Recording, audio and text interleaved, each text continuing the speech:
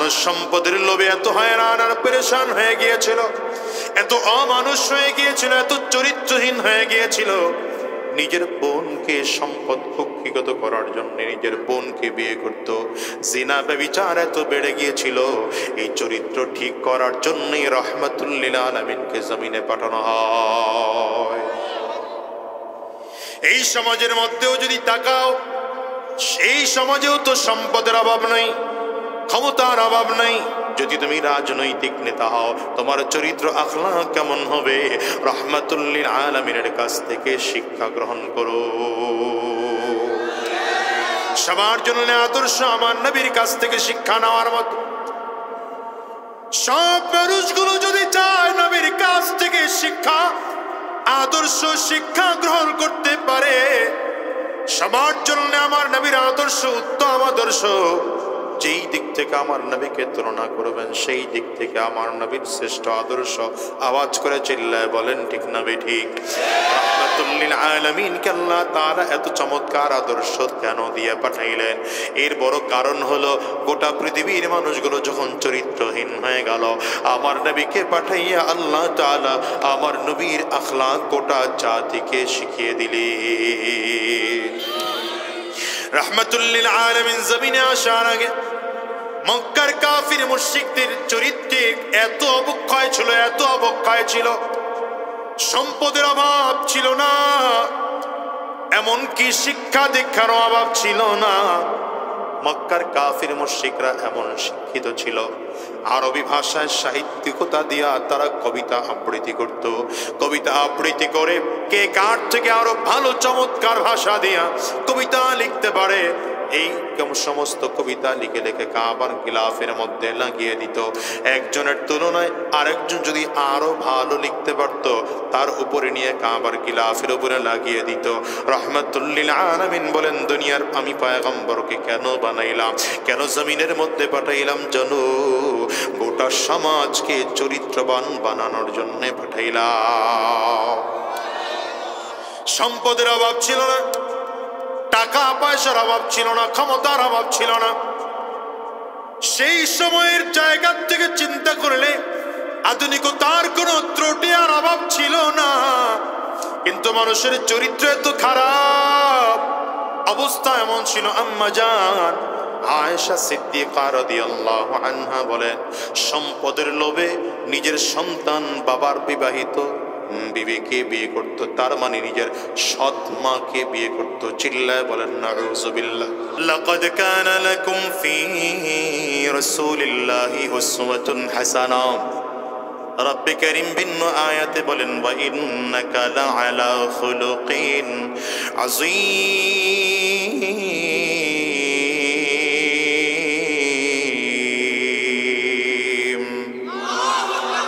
রব্বে কারীম নিজেই বলেন, আমি আমার নবীকে কেমন করে বানাইলাম জানো? আমার নবী তো মহান চরিত্রের অধিকারী, মহান চরিত্রের অধিকারী। এই জন্যই তো নবীজির আদর্শ তোমাদের জন্য পালনীয়। রব্বে কারীম আমাদেরকে লক্ষ্য করে বলেন, তোমাদের জন্য রয়েছে নবীজির মধ্যে গ্রহণ করার মতো উত্তম আদর্শ। দেখেন সাহাবায়ে কেরামদের দিকে তাকান, সাহাবায়ে কেরাম ছিলেন জাহান্নামের আসামি। এই জাহান্নামের আসামি সাহাবায়ে কেরাম যখন নবীজির আদর্শে আদর্শবান হলেন, কোরআন ওয়ালা হয়ে গেলে, সাহাবায়ে কেরামদের দাম এত বেড়ে গেল, এত বেড়ে গেল, দুনিয়াতে থাকা অবস্থায় 10 জন সাহাবীকে আমার নবী জান্নাতের সার্টিফিকেট দিয়ে বিদায় হয়েছে। শুধু 10 জন সাহাবীকে জান্নাতের সার্টিফিকেট নয়, বরঞ্চ সব সাহাবায়ে কেরামদের ব্যাপারে বদরের ময়দানে যে সকল সাহাবায়ে কেরাম উপস্থিত হয়েছিলেন, তাদের ব্যাপারে আল্লাহ পাকের ঘোষণা, যা মনে চায় তা করো, তোমাদের জিন্দেগির গুনাহ মাফ করে দেওয়া হলো।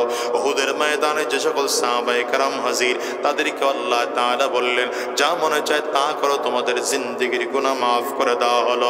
খন্দকের ময়দানে যে সকল সাহাবায়ে কেরামরা হাজির হয়েছেন, আল্লাহ তাআলা তাদের ব্যাপারেও বললেন, তোমাদের গুনাহ মাফ করে দেওয়া হলো। শুধু তাই নয়, সব সাহাবায়ে কেরামদের ব্যাপারে আল্লাহ পাকের ঘোষণা। কোরআনে রব্বে কারীম বলেন রাদিয়াল্লাহু আনহুম ওয়া রাদু আন, আল্লাহ তোমাদের প্রতি খুশি, তোমরাও আল্লাহ পাকের প্রতি খুশি। তার মানে সাহাবায়ে কেরামরাও আল্লাহ পাকের প্রতি বেজার না, আর আল্লাহ তাআলাও সাহাবায়ে কেরামদের প্রতি বেজার না। এজন্যই তো রাহমাতুল লিল আলামিনের আদর্শ যখন সাহাবায়ে কেরাম খেয়াল করেছেন, এত চমৎকার, ঘর বাড়ি সব ছাড়তে রাজি হয়, নবীর আদর্শ ছাড়তে রাজি না। ওই যে আব্দুল উজ্জা নামে নবীর একজন সাহাবী, যিনি কাফির থাকা অবস্থায় নাম তার আব্দুল উজ্জা, ছোটবেলায় বাবা জমিন থেকে বিদায় হয়ে গেল, কিন্তু বাবা বিদায় হওয়ার পরে সংসারে বাজার লাগবে চাচাই করে দেয়, কাপড় চোপড় লাগবে চাচাই কিনে দেয়, যা যা লাগবে সব চাচা দেখাশোনা করে। ছোট্ট বাচ্চা কেমনে যেন রাহমাতুল লিল আলামিন আমার নবীর সন্ধান পেয়ে গেল, দৌড়ে নবীজির দরবারে চলে যায়, সারাদিন নবীর দরবারে থাকে, রাতের বেলা বাসায় চলে আসে, আবার দিনের বেলা নবীর দরবারে চলে যায়, আবার রাতের বেলায় বাসায় চলে আসে, দিনের বেলায় নবীজির দরবারে যায়। হঠাৎ করে রাহমাতুল লিল আলামিনের দিকে তাকিয়ে একদিন বাচ্চা বলে, গো পয়গম্বর, কত সুন্দর আপনার চেহারা, কত সুন্দর আপনার নাম, এমন সুন্দর কি আমার একটা নাম রেখে দেওয়া যায় না? কত সুন্দর আপনার আদর্শ, এত সুন্দর আমাকে কি আদর্শে আমাকে আদর্শবান বানিয়ে দেওয়া যায় না?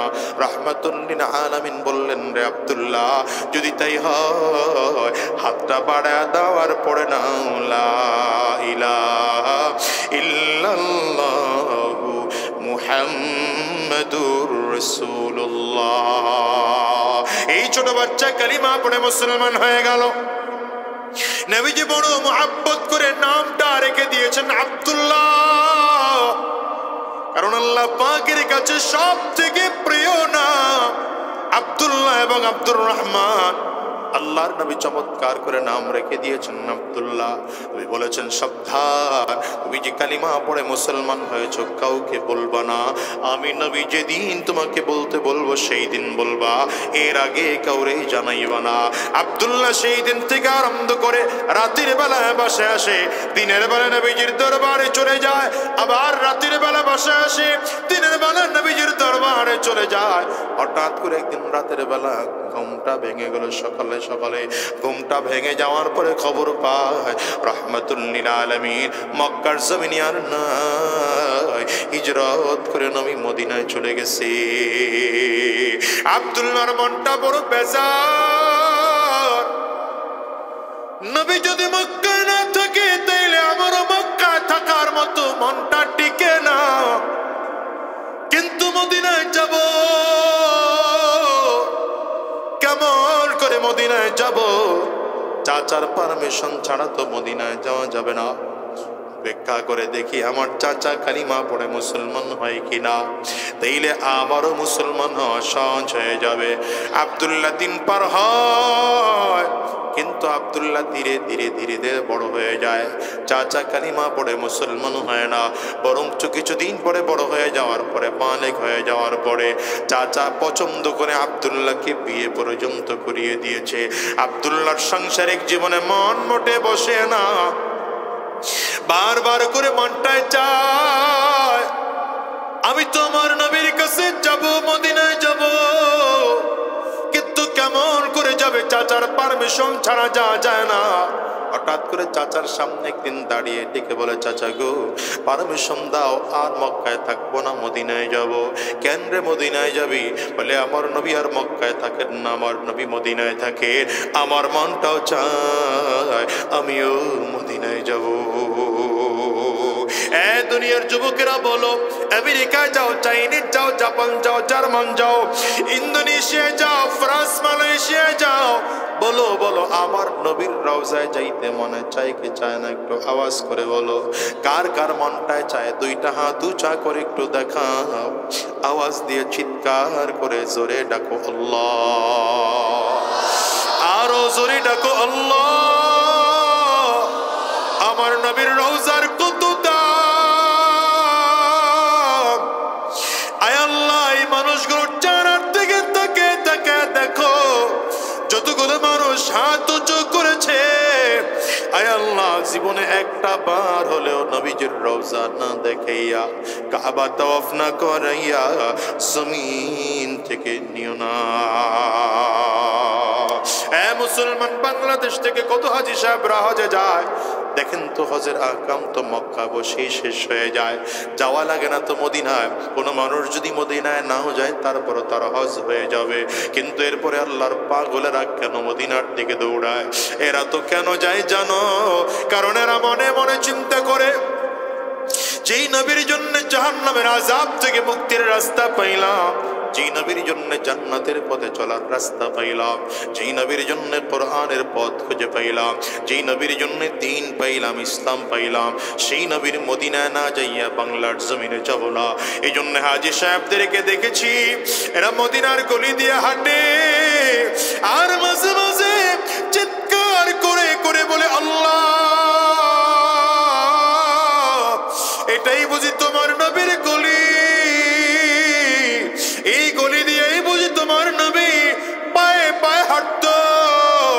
কত হাজী সাহেবদেরকে দেখিয়েছি নবীজির রিয়াজুল জান্নায় বসে বসে কান্না করে আর ডেকে বলে, মালিক এটা বুঝি তোমার নবীর রিয়াজুল জান্নাহ, এখানেই বসে তোমার নবী বুঝি কত তাহাজ্জুদের নামাজ পড়েছে, তোমার নবী বুঝি কত সাজদা করেছেন এই জায়গায়, তোমার নবী বুঝি কত চোখের পানি ছড়িয়েছে এই জায়গা, বুঝি তোমার নবীর চলাফেরা ছিল, এই ওয়ালগুলোর মধ্যে বুঝি তোমার নবীর হাত লেগেছে, এই জায়গায় বুঝি তোমার নবীর মুবারক কদম পড়েছে।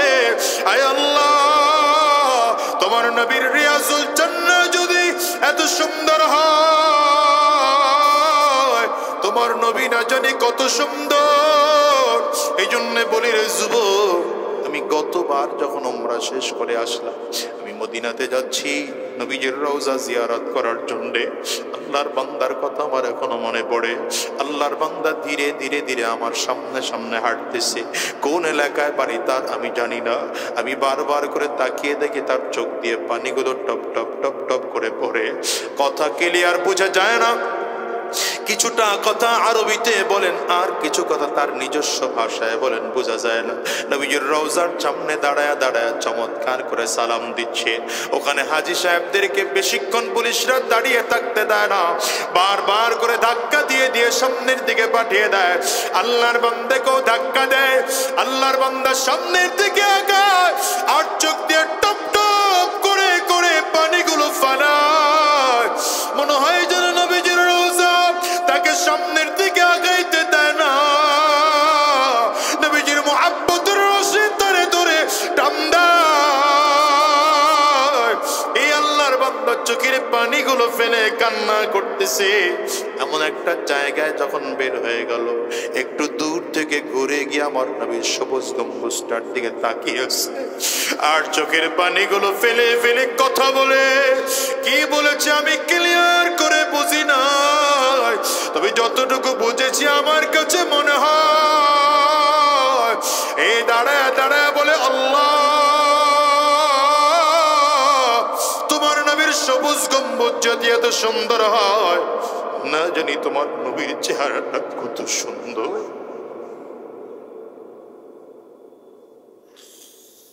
আল্লাহ, মক্কার কত বড় বড় কাফিররা তোমার নবীরে দেখছে, মদিনার কত বড় বড় কাফিররা তোমার নবীরে দেখলো। আমরা ইমানদার নবীকে মানি, তারপরও নবীরে দেখতে পারলাম না। আয় আল্লাহ, আমাকে জীবনে একটা বার হলেও নবীরে স্বপ্ন যুগে দেখার তৌফিক দিয়ে দিও। ও মুসলমানরা, নবীরে স্বপ্ন যুগে হলেও একবার দেখতে চাও কিনা একটু আওয়াজ করে বলো। যদি স্বপ্ন যুগে আমার নবীরে দেখতে চাও, নিজের আমলগুলো শুদ্ধ করো, ফরজ আমলগুলো ছাইড়ো না, ওয়াজিব আমলগুলো ছাইড়ো না, সুন্নত আমলগুলো ছেড়ে দিও না, ছোট ছোট সুন্নাহগুলোর উপরে আমল করে রাখো। আর সব সময় ওযু অবস্থায় চলো, দুরূদ শরীফ বেশি বেশি করতে থাকো। উলামায়ে কেরাম বলেন, কোন মানুষ যদি নিজের আমলকে সঠিক করিয়া নবীর মুহাব্বত কলিজার মধ্যে রেখা আল্লাহর বান্দা ওযু সহকারে যদি ঘুমায়, বিছানাটা যদি পবিত্র হয়, আর প্রতিদিন যদি ঘুমানোর সময় 40 বার দুরূদ শরীফ পড়ে আর দুরূদ ইব্রাহিম পড়ে পড়ে আল্লাহর কাছে যদি বলে, হে আল্লাহ, তোমার নবীকে তো আমরা দেখতে পারলাম না, স্বপ্ন যোগে হলে একটা বার দেখার সুযোগ করে দিও। আমার মালিকের দয়া তোর প্রতি হয়, স্বপ্ন যোগে একটা বার হলেও নবীর দেখা নসিব হয়ে যায়। এই জন্য বলে যাই রে যুবক, ফরজ আমলগুলো ছেড়ে দিও না, ওয়াজিব আমলগুলোর ব্যাপারে অবহেলা করো না, নবীর সুন্নাহর ব্যাপারে অবহেলা করো না, মাথায় টুপি দেওয়া নবীজির সুন্নাহ অবহেলা করে ফেলে দিও না, দাড়ি রাখা ওয়াজিব এটাকে অবহেলা করে ছুঁড়ে ফেলো না, সুন্নতি পোশাক পরা সুন্নাহ এটাকে ফেলে দিও না, এক ওয়াক্ত নামাজও ছোট করো না।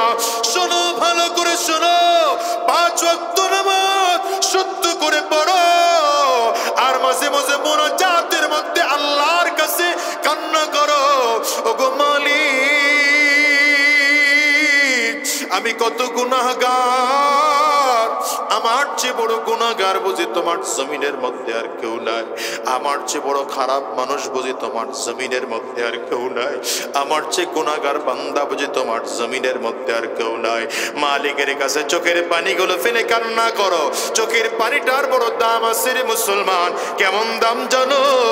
এই দুনিয়ার ঘরে যদি আগুন লাগে তো পানি ছাড়া নিভানো যায় না, ওই কবরেও যে তোমার আমার জাহান্নামের আগুন, ওটাও চোখের পানি ছাড়া নিভানো যাবে না,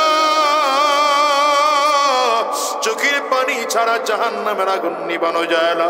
কবরের আযাব যদি নিভাইতে হয় চোখের পানিগুলো ফেলে আল্লাহর কাছে কান্না করো, জাহান্নামের আযাব যদি নিভাইতে হয় চোখের পানিগুলো ফেলে আল্লাহ পাকের কাছে কান্না করো। ও দুনিয়ার মুসলমান, বিশেষ করে রাতের শেষ ভাগে উঠা তাহাজ্জুদ নামাজের মধ্যে দাঁড়াইয়া মালিকের কাছে ডেকে ডেকে বলো, আল্লাহ, একটু আওয়াজ করে চিল্লায় ডাক দেন না আল্লাহ, আর জোরে জবান খুলে বলো আল্লাহ,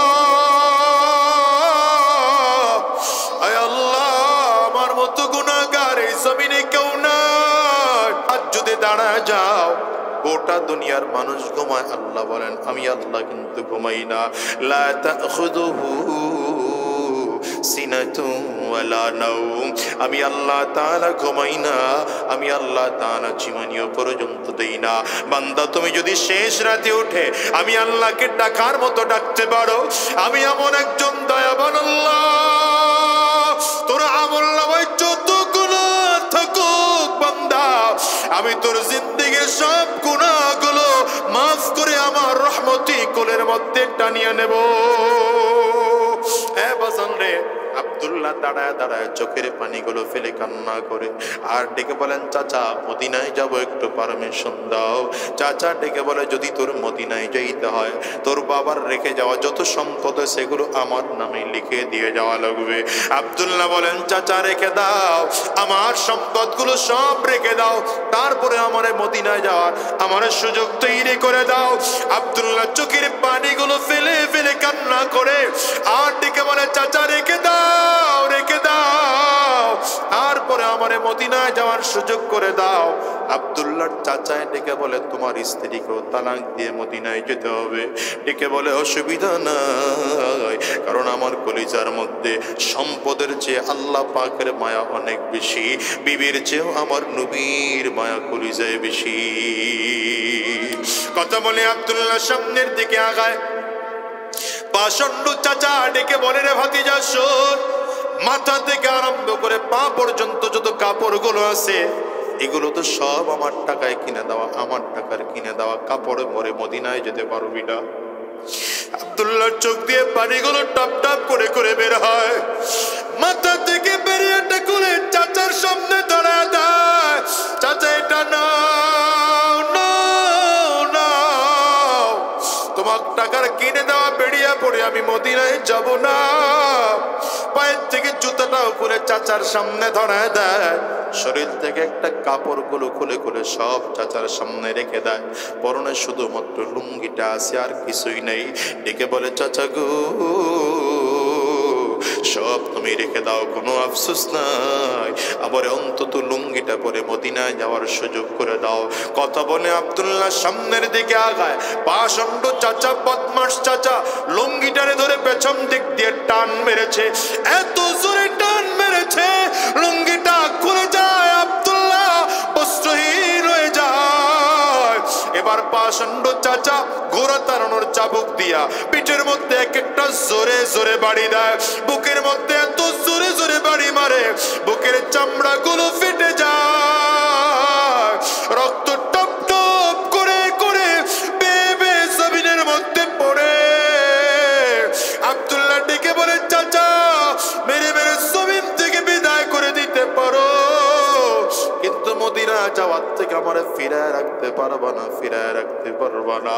আব্দুল্লাহকে মেরে মেরে বেহুশ বানাইয়া উত্তপ্ত মরুভূমির বালুর মধ্যে ফেলে রাখছে। লম্বা সময় পরে আব্দুল্লাহর হুঁশ ফিরে আসলো, ডানে তাকায় বামে তাকায়, কাউকে পায় না, কেমন করে এমন উলঙ্গ অবস্থায় মদিনায় যাবে। চাচার কাছে গেলেও চাচা তারে আবার মারবে। দাঁড়িয়ে দাঁড়িয়ে চিন্তা করে আমি কার কাছে যাব, ও দাঁড়িয়ে চিন্তা করে মা ছাড়া দুনিয়া আপন আমার কেউ নাই। কলিজার টুকরা যুবক, একজন সন্তানের জন্য মা ছাড়া দুনিয়া আপন আর কেউ হতে পারে না, কেউ হতে পারে না। ওই মায়ের দরজার সামনে দাঁড়াইয়া আব্দুল্লাহ ডেকে বলে, মাগো বাবার রেখে যাওয়া কত কাপড় তোমার কাছে আছে, একটা চাদর তুমি আমারে দাও, চাদরটা পরে আমি মদিনায় যাব। মা দরজার ফাঁকি দিয়ে একটা চাদর ফেঁকে দিয়েছে, কিতাবে লেখে চাদরটা ছিঁড়ে দুইটা ভাগ করে একটা পরনের মধ্যে পেঁচাইলেন আর একটা শরীরের মধ্যে দিয়ে খালি পায়ে মদিনার দিকে রওনা করেছে।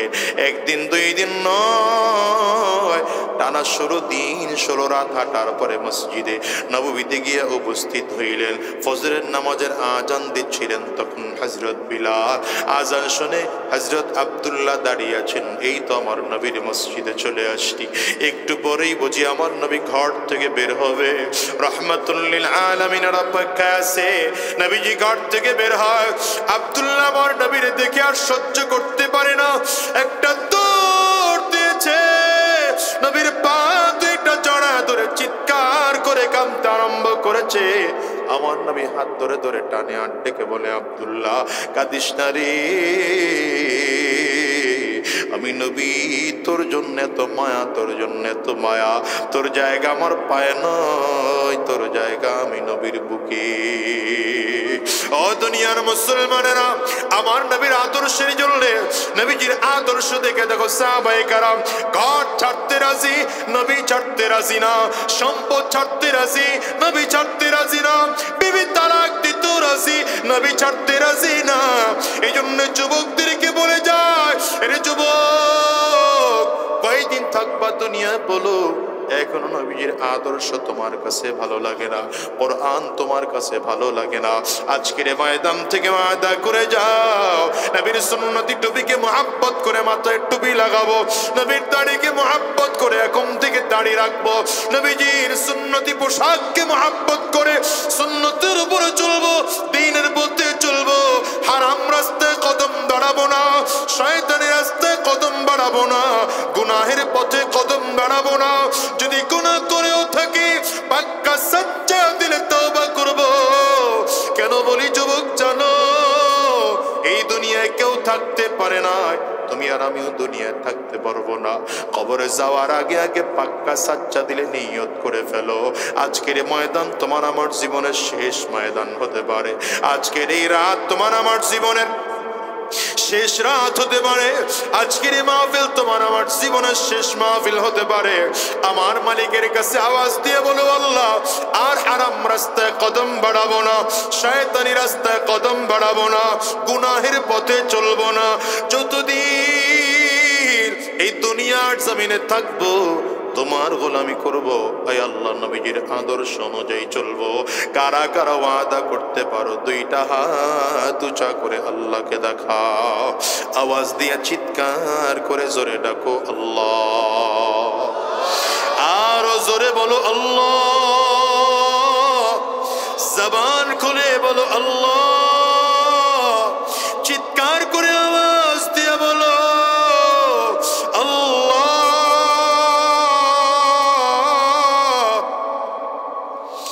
দয়ার মালিক,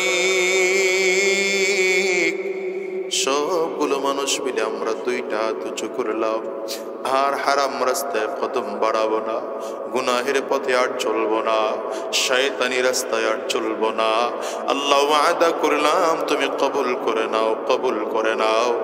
জবান খুলে বলো আমিন, আওয়াজ দিয়া চিল্লায়া জোরে বলো আল্লাহুম্মা আমিন। মুহাম্মদের বিরুদ্ধে মক্কার কাফির মুশরিকরা বলে মুহাম্মদ পাগল, মুহাম্মদ জাদুকর, মুহাম্মদ কবি, এগুলো বলতো না কাফিররা। কাফিরদের একটা কমন গালি ছিল, নবীকে দেখলেই বলতো জাদুকর, নবীকে দেখলে বলতো কবি, নবীকে দেখলে বলতো গণক। বলেন আমার নবী গণক ছিলেন, জাদুকর ছিলেন, কবি ছিলেন?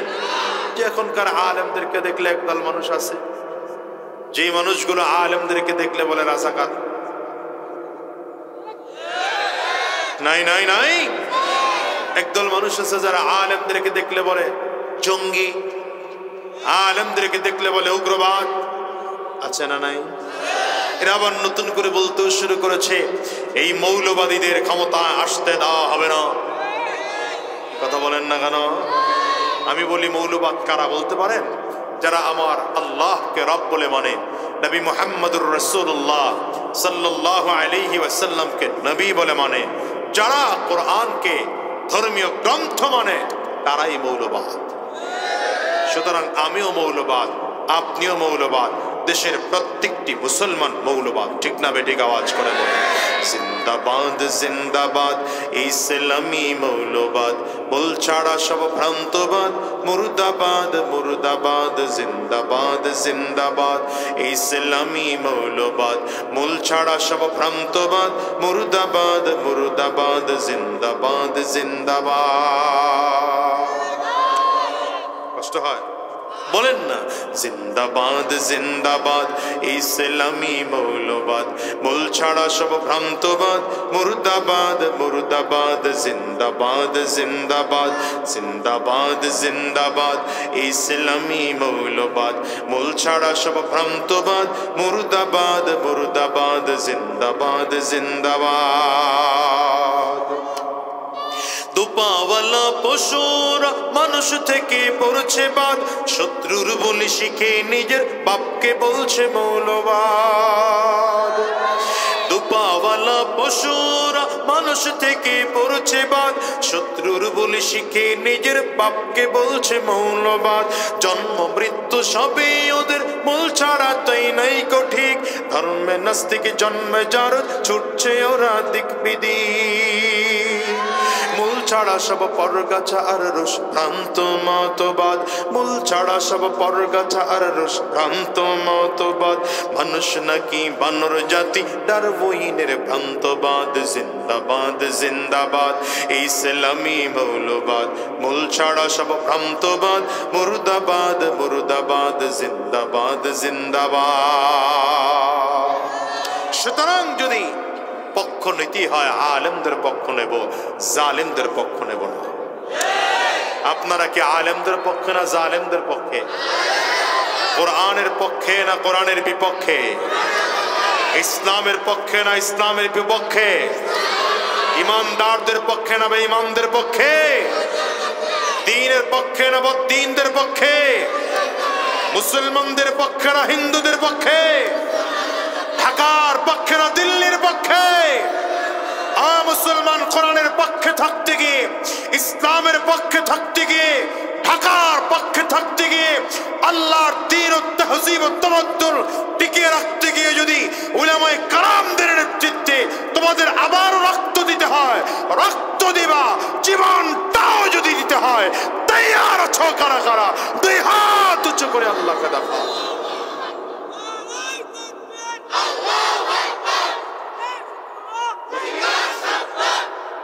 কষ্ট হয় আপনাদের? অসুবিধা হয়? দুনিয়ার নেতা টেতা বহুত মেরেছেন, সব নেতা বাদ দিয়ে এবার নেতা মানেন, তো আল্লাহর নবীকে নেতা মানেন। বলেন নেতাকে কে? নেতাকে আল্লাহর নবী। বেটা ওয়াজ হলোস না? নেতাকে আদর্শ মানলে নবীর আদর্শ মানা। দুনিয়ার কারো আদর্শ নয়। তোমার নেতা আমার নেতা। এই যে দেখছেন স্লোগান জানে না, তোমার নেতা আমার নেতা বিশ্ব নবী মুস্তফা। পারবেন না স্লোগান দিতে? তোমার নেতা আমার নেতা বিশ্ব নবী মুস্তফা।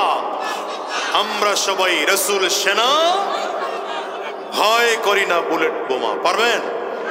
আমরা সবাই রাসূল সেনা, আমরা সবাই রাসূল সেনা। পারবেন না স্লোগান দিতে? দেখে একটা পরীক্ষা হয়ে যাক।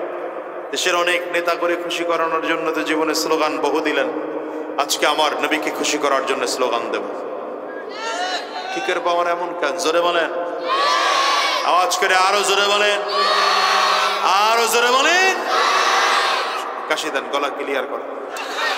দুই হাত টান টান করে উঁচা করেন। ডানে আর বামে তাকিয়ে দেখেন হাত কে তুলে নাই।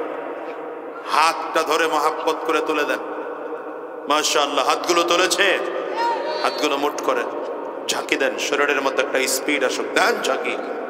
আরে ভাই, ভেতরে কুফুর ঢুকছে, শিরিক ঢুকেছে, বিদআত ঢুকেছে, ওটাকে ঈমানের প্রেসার দিয়ে বের করতে হবে। ভালো করে ঝাঁকি দেন। এবার কণ্ঠের পুরোটা আওয়াজ ছেড়ে দিয়ে একটা তাকবীর হবে। মুসলমান রেডি? জোরে বলে না রেডি? আরো জোরে বলো রেডি? নারে তাকবীর। হয় নাই, আওয়াজ পোষাইল না আমার। গাড়ি ভাড়া পোষাইতে হবে তো আওয়াজে। দুই হাত উঁচু করে নারে তাকবীর, আরো জোরে নারে তাকবীর। তোমার নেতা আমার নেতা বিশ্ব নবী মুস্তফা। আমরা সবাই রাসূল সেনা, আমরা সবাই রাসূল সেনা। নারে তাকবীর। কোরআন সুন্নাহর আলো, কোরআন সুন্নাহ যেখানে, আলেম উলামা যেখানে, পীর বুজুর্গ যেখানে। নারে তাকবীর। পারবেন স্লোগান দিতে? এই স্লোগান নিয়ে ময়দানে নামেন, কোন বেঈমান সামনে এসে দাঁড়াতে পারবে না। ইহুদি আমার নবীর টাটকা মুজিজা দেখেছে। দ্বিতীয় নম্বর, নবীজির খুলুকে আজিমের নমুনা দেখেছে। ইহুদি তাকিয়ে তাকিয়ে চিন্তা করে, এই মুহাম্মদের ব্যাপারে কত কথা শুনেছি। মক্কার কাফির মুশরিকরা এই মুহাম্মদকে কেউ জাদুকর বলে গালি দেয়, কেউ গণক বলে গালি দেয়। ইহুদি আমার নবীর দিকে তাকিয়েছে, এই মুহাম্মদ, যে মুহাম্মদের ব্যাপারে কাফির মুশরিকগুলো জাদুকর বলেছে, কবি বলেছে, গণক বলেছে, আমার নবীর টাটকা মুজিজা দেখেছে। দ্বিতীয় নম্বর, নবীজির খুলুকে আজিমের নমুনা দেখেছে। ইহুদি আমার নবীর পায়ের কাছে বসে পড়েছে, পায়ের কাছে বসে পড়ে হাত বাড়িয়ে দিয়েছে, মুহাম্মদ হাত বাড়িয়ে দিলাম, কালিমা পড়িয়ে দাও, মুসলমান হয়ে যাও। ইহুদি আমার নবীর হাতে হাত দিয়ে পড়তেছে, লা ইলাহা, পড়েন, লা ইলাহা ইল্লাল্লাহু মুহাম্মাদুর রাসূলুল্লাহ, আশহাদু আল্লা ইলাহা ইল্লাল্লাহু ওয়া আশহাদু আন্না মুহাম্মাদান আবদুহু ওয়া রাসূলুহু। আল্লাহু আকবার, চিৎকার করে জোরে। ইহুদি আমার নবীর দিকে তাকিয়ে আছে। এই মুহাম্মদ, যেই মুহাম্মদকে মক্কার কাফির মুশরিকরা, মক্কার মানুষগুলো মুহাম্মদ রে পাগল বলে, জাদুকর বলে, কবি বলে, গণক বলে। এই মুহাম্মদের চরিত্র যদি এমন হয়, তাইলে মুহাম্মদ পাগল নয়, জাদুকর নয়, কবি নয়। খোদার কসম, মুহাম্মদ আল্লাহ পাকের সত্যিকার পয়গম্বর। রাসূলুল্লাহ সাল্লাল্লাহু আলাইহি ওয়াসাল্লামের চরিত্র এত চমৎকার, আখলাক এত চমৎকার, সিরাত এত চমৎকার, যেই নবীর আখলাক দেখে, চরিত্র দেখে কাফির মুশরিকগুলো কালিমা পড়ে মুসলমান হয়ে যায়। শুধু নবীর আদর্শ নয়, সাহাবায়ে কেরামদের আদর্শ দেখো, কালিমা পড়ে, সাহাবায়ে কেরামদের আদর্শ দেখো, কালিমা পড়ে কাফির মুশরিকগুলো মুসলমান হয়ে যেত। অথচ এই যুগের মুসলমানদের চরিত্র এত নষ্ট হয়ে গেল, মুসলমানদের চরিত্র দেখে কাফিররা বলে যদি মুসলমানদের চরিত্র এমনই হয় তাইলে আমরা অনেক ভালো আছি।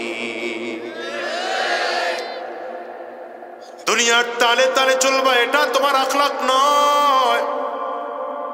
শয়তানের ধোঁকায় পড়ে নিজের মন চাহি জিন্দেগি গঠন করবা, এটা তোমার আখলাক নয়। কারণ তোমার চরিত্র গঠন করার জন্য আল্লাহ তাআলা 114 সূরাওয়ালা একটা কোরআন দিয়েছেন, 30 পারাওয়ালা কোরআন দিয়েছেন। তোমার চরিত্র চমৎকার করে গঠন করার জন্য মুহাম্মদুর রাসূলুল্লাহ সাল্লাল্লাহু আলাইহি ওয়াসাল্লামকে পাঠিয়েছেন। রব্বে কারীম নবীজিরে কেন পাঠাইলেন? আমার নবী নিজেই বলছেন, বুইস্তু লিউতাম্মিমা মাকারিমাল আখলাক, উত্তম চরিত্রকে পরিপূর্ণ করে দেওয়ার জন্য আমাকে জমিনে প্রেরণ করা হয়েছে। রাহমাতুল লিল আলামিন এসেছেন নবীজি গোটা দুনিয়ার মানুষকে চরিত্র শিক্ষা দেওয়ার জন্য। সন্তান হলে বাবা আর মায়ের সাথে কেমন আদর্শ, কেমন চরিত্র, কেমন আদর্শ করতে হবে। সন্তান হলে বাবা আর মায়ের সাথে ব্যবহার আচরণ কেমন করবে, নবীর কাছ থেকে শিক্ষা গ্রহণ করো। বাবা আর মা সন্তানের সাথে কেমন আচরণ করবে, নবীর কাছ থেকে শিক্ষা গ্রহণ করো। দুনিয়ার নাতি হলে নানার সাথে, দাদার সাথে আচরণ কেমন হবে, নবীর কাছ থেকে শিক্ষা গ্রহণ করো। নিজের দাদা হলে, নানা হলে নাতির সাথে কেমন আচরণ করবা, নবীর কাছ থেকে শিক্ষা গ্রহণ করো। যদি মুসলমান স্বামী হও, স্ত্রীর সাথে কেমন আচরণ করবা, নবীর কাছ থেকে শিক্ষা গ্রহণ করো।